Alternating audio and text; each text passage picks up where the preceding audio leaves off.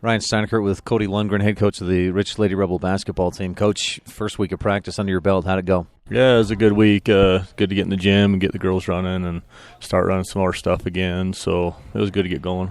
Last year, it's a contrast from last year, I hope. You were putting in all new stuff, learning all new things. Are they, coming back this year, remembering some of that and going a little more quickly, smoothly? Yeah, the transition's been better. We had a good summer in the gym and did a lot of summer camps. And it's more or less just shaking the rust off of things right now instead of implementing a whole new system. So it's been better that way. We saw some success last year, kind of run and gun, pushing a little bit, but you also want to stay under control.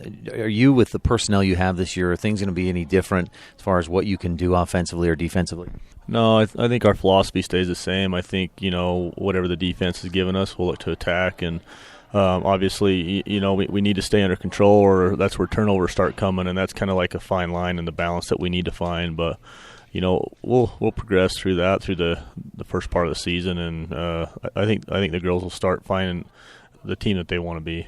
Much like last year, you start the season off with some very good opponents. You've got, of course, Bryce Valley, who may be one of the top teams in the state.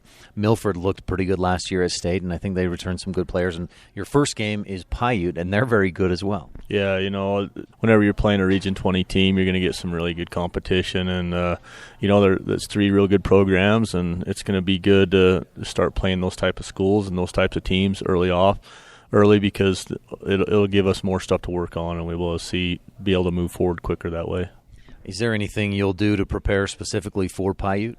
No, we're at this point of the season, we're just trying to work on our game and things that we need to get better at. But obviously they returned a couple girls from last year that scored pretty well for them. So of course we'll be looking at those girls, but for the most part, we're just trying to get better right now. Obviously, you haven't had a game yet, so it may be tough to say this, but what do you think your team will be good at this year? These girls, just from coaching them last year and through the summer, they don't give up, Ryan.